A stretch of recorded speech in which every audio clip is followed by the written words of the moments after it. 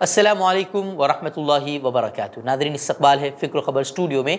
मैं रिज़वान अहमद नदवी मुल्की और आलमी अहम और ख़ास ख़बरों के साथ। तो नाज़रीन, बढ़ते हैं ख़बरों की तफ़सीलात की तरफ। सुप्रीम कोर्ट ने बुध को कहा है कि कर्नाटका की प्री यूनिवर्सिटी कॉलेजों में हिजाब पहनकर सालाना इम्तिहान में शामिल होने की इजाज़त देने का मुतालबा करने वाली तालिबात के ग्रुप की तरफ से दाखिल दरख्वास्त पर वो समाअत करेगा। चीफ जस्टिस DY चंद्रचूड़ और जस्टिस PS नरसिम्हा की बेंच ने अर्जी की समाअत से इत्तेफाक करते हुए कहा है कि तालिबात की दरख्वास्त पर गौर किया जाएगा। दरख्वास्त गुजारों की तरफ से पेश होने वाले एडवोकेट शादान फरासत ने दावा किया है कि उन्हें मार्च से शुरू होने वाले सालाना इम्तिहानात में शिरकत करना है। तालिबात हिजाब पहनकर इस इम्तिहान में शिरकत की इजाज़त चाहती हैं। उन्होंने कहा कि तालिबात को पहले ही 1 साल का नुकसान हो चुका है। अगर कोई राहत नहीं दी जाती है तो उनका मज़ीद 1 साल ज़ाया हो जाएगा। तो नाज़रीन, आपको याद ही होगा कि कर्नाटका में किस तरीके से हिजाब का मामला गरमाया था। उसके बाद कर्नाटक हुकूमत ने हिजाब पर पाबंदी लगा दी थी। उसके बाद ये मामला हाई कोर्ट पहुंचा, जहां हाई कोर्ट ने कहा कि हिजाब मज़हब का लाजमी जुज़ नहीं है। जिसके बाद तालिबात ने सुप्रीम कोर्ट का भी रुख किया था, जिस पे दोनों जजों का एक राय पर इत्तेफाक नहीं हो सका। फिर ये मामला बड़ी बेंच को रेफ़र कर दिया गया है और अब इस मामले की अब तक इस मामले में वो बेंच तश्कील नहीं दी गई है। ये मामला जूं का तूं वहीं ज़ेर इल्तिवा है। अक़लियतों के ख़िलाफ़ खुलेआम जहर घोलने वालों के ख़िलाफ़, महापंचायतों में हथियार उठाने की धमकियाँ देने वालों के ख़िलाफ़ हमने कोई कार्रवाई होते नहीं देखी है। लेकिन समाज में बढ़ती नाइंसाफ़ी और जुल्म के ख़िलाफ़ आवाज़ उठाने वालों को एक ही दिन में पुलिस नोटिस भेज देती है। अब यूपी के कानपुर देहात में बुलडोज़र कार्रवाई के दौरान जिस तरीके से माँ बेटी को जिंदा जला दिया गया, अब उसको मंजूम अंदाज में पेश करने वाली खातून के घर पुलिस ने नोटिस भेज दिया है और उसे समाज में दुश्मनी फैलाने का उस पर इल्ज़ाम आयद किया गया है ना हैरानी की बात। जी हाँ, उत्तर प्रदेश पुलिस ने लोक गुलकारा नेहा सिंह राठौर को कानपुर देहात वाक़े के हवाले से नोटिस भेजा है।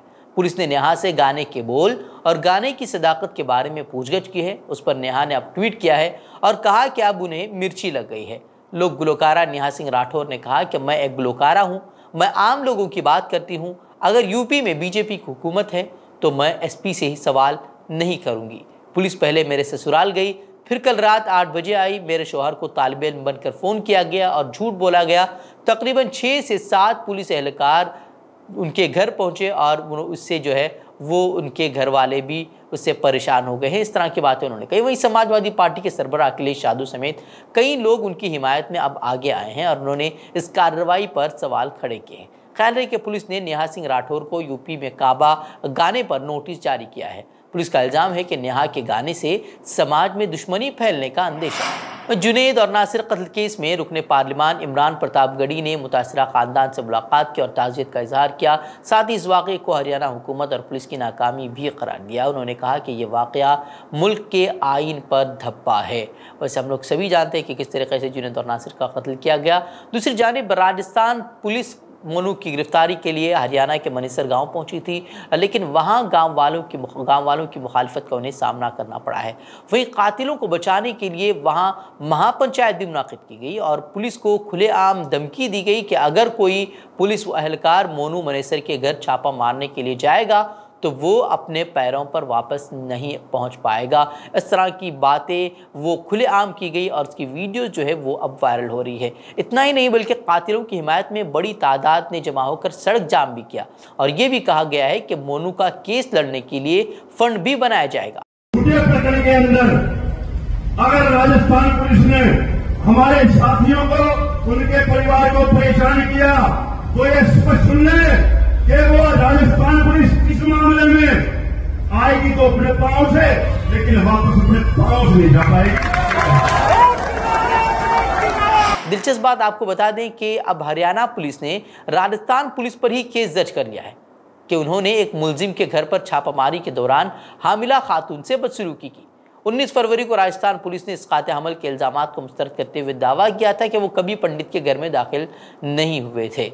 वहीं एक तरफ कातिलों की हिमायत में महापंचायत मुनाकिद की गई, सड़कों पर एहतिजाज किया गया, तो दूसरी जानिब नासिर जुनैद के कत्ल के खिलाफ अलीगढ़ मुस्लिम यूनिवर्सिटी के तलबा ने भी एहतिजाजी मार्च निकाला और उन्होंने सदर जमहूरिया के नाम एक मेमोरेंडम भी पेश किया, जिसमें नासिर और जुनैद के कत्ल करने वालों के खिलाफ जल्द से जल्द सख्त कार्रवाई का मुतालबा किया है ताकि मुस्तकबिल में कभी ऐसे वाक़यात न दोहराए जाएँ। वहीं एहतिजाज के दौरान तलबा ने हुकूमत और पुलिस के खिलाफ नारेबाजी भी की है। वैसे ये बातें हमेशा से मौजूद बहस रही है कि मुसलमानों को सियासत में आगे आना चाहिए या नहीं, मुस्लिम नुमाइंदगी बढ़नी चाहिए, ये बातें भी लगातार कही जा रही हैं। लेकिन सवाल ये भी पैदा होता है कि सियासत में जाने वाले मुसलमानों का किरदार कैसा होना चाहिए। बीजेपी ने वैसे ही अपनी पार्टी में मुसलमानों की नुमाइंदगी को न के बराबर कर दिया है, लेकिन कुछ नाम अब भी मुसलमानों के उनमें मौजूद हैं जिन्हें हर मुस्लिम मुखालिफ इक़दाम का दिफा करने के लिए रखना उनके लिए अब मजबूरी बन गया है।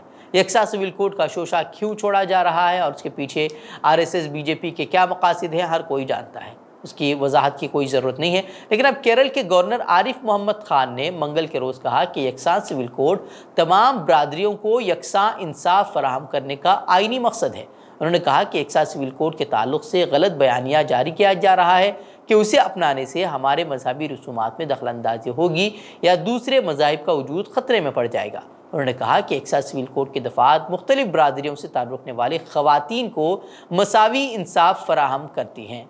वैसे हम सभी जानते हैं कि अभी कौन सा इंसाफ किया जा रहा है और बिल्किस बानो के साथ किस तरह का जो सलूक किया गया और उसके बावजूद उसके मुजरिमों को किस तरह से रिहाई दी गई। उस वक्त तो ख़वातीन को इंसाफ दिलाने को लेकर केरल के गवर्नर आरिफ मोहम्मद खान की ज़बान से एक शब्द नहीं निकला, लेकिन अब वो कह रहे हैं कि यकसा सिविल कोड ख़वातीन को इंसाफ फराहम करेगा। तो उनसे ये सवाल भी पूछा जाना चाहिए कि क्या यकसा सिविल कोड के निफाज के बाद बिल्किस बानो को इंसाफ मिलेगा या उन्नाव की उस लड़की को इंसाफ मिलेगा जिसके साथ इसमत दरी की गई और उसके बाद उनकी हिमायत में, इसमत दरी करने वालों की हिमायत में बीजेपी रहनुमा आगे रहे और उनकी को बचाने के लिए तरह तरह की कोशिशें की गई। तो ये सवाल उनसे ज़रूर पूछने चाहिए। और दिल्ली के नायब वज़ीर आला मनीष सिसोदिया की मुश्किलात में इजाफा होने जा रहा है क्योंकि मरकज़ी वज़ारत दाखिला ने उनके खिलाफ CBI इंक्वायरी को मंजूरी दे दी है। यह मामला दरअसल फीडबैक यूनिट तश्कील दिए जाने से मुताल्लिक़ है और CBI ने मनीष सिसोदिया के खिलाफ FIR दर्ज करने की इजाज़त मांगी थी। लेफ्टिनेंट गवर्नर VK सक्सेना ने इस मामले को वज़ारत दाखिला की मंजूरी के लिए भेजा था। वज़ारत दाखिला ने इंसदाद बदउनवानी एक्ट के तहत तहक़ीक़ात को मंजूरी दे दी है। मनीष सिसोदिया पर इल्ज़ाम है कि 2015-16 में केजरीवाल हुकूमत ने क़वाइद और ज़वाबित को बालाए ताक रखते हुए फीडबैक यूनिट तश्कील दी थी। इल्ज़ाम है कि फीडबैक यूनिट ने सियासी लोगों की जासूसी की और जिसमें मनीष सिसोदिया उस वक्त जो है विजिलेंस डिपार्टमेंट के वज़ीर थे। कबल अज़ीज़ CBI ने दिल्ली की शराब पॉलिसी को लेकर भी मनीष सिसोदिया के खिलाफ छापे मारे थे, जिसके बाद ये कहा गया था कि उनका इसमें कोई लेना देना नहीं है। वहीं इसको लेकर केजरीवाल हुकूमत ने इल्ज़ाम आयद किया था कि बीजेपी जो है वो इंतकामी कार्रवाई कर रही है और अपोजिशन के खिलाफ जांच एजेंसियों का सहारा लिया जा रहा है। वहीं कांग्रेस सदर मल्लिकार्जुन खड़गे ने मोदी हुकूमत पर अडानी मामले को लेकर सख्त तनकीद का निशाना बनाया है। उन्होंने कहा कि मोदी हुकूमत ने बैंकों और LIC में रखा हुआ अवाम का पैसा अडानी के हवाले कर दिया है और अडानी ने उस पैसे से सरकारी ज़मीन, बंदरगाहें और सड़कें वगैरह खरीद ली हैं। उसके बाद ही अडानी लाखों करोड़ों की जायदाद के मालिक बन गए हैं। कांग्रेस सदर खड़गे ने सवाल किया कि अडानी की दौलत 2004 में सिर्फ 3000 करोड़ थी और जो बढ़ते बढ़ते अब जो है वो 30 लाख करोड़ तक पहुँच गई है। उन्होंने सवाल किया कि इतनी बड़ी दौलत उनके पास कहाँ से आ गई।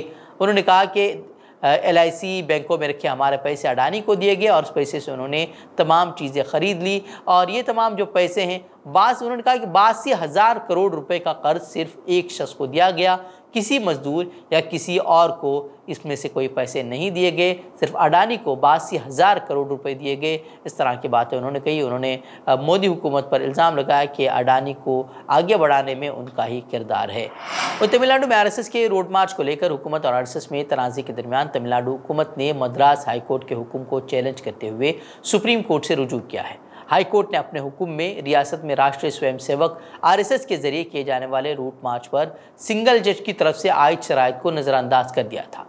RSS ने सिंगल जज के हुक्म को इस बुनियाद पर चैलेंज किया था कि कोई एक जज जानबूझकर नाफरमानी का इल्ज़ाम लगाते हुए तौहीन अदालत की दरख्वास्त में जुलूस की इजाज़त देने वाले अपने पहले के हुक्म में तरमीम नहीं कर सकता।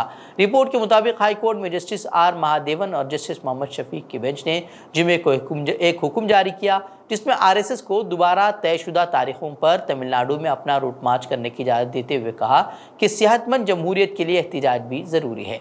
सिंगल जज ने तंजीम को ग्राउंड या स्टेडियम जैसे इहाते में जुलूस का एहतमाम करने की हिदायत दी थी।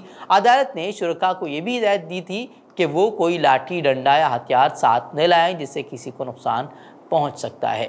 वहीं अब इस मामले को लेकर हुकूमत ने सुप्रीम कोर्ट का रुख किया है। तो नाज़रीन, खबरें मज़ीद खबरों के लिए आप हमारे वेबसाइट www.fikrokhbar.com की तरफ रुख कर सकते हैं। वीडियोज़ के लिए हमारे यूट्यूब चैनल को सब्सक्राइब करें। तो नाज़रीन, इजाज़त दें। अस्सलामु अलैकुम वरहमतुल्लाहि वबरकातुहू।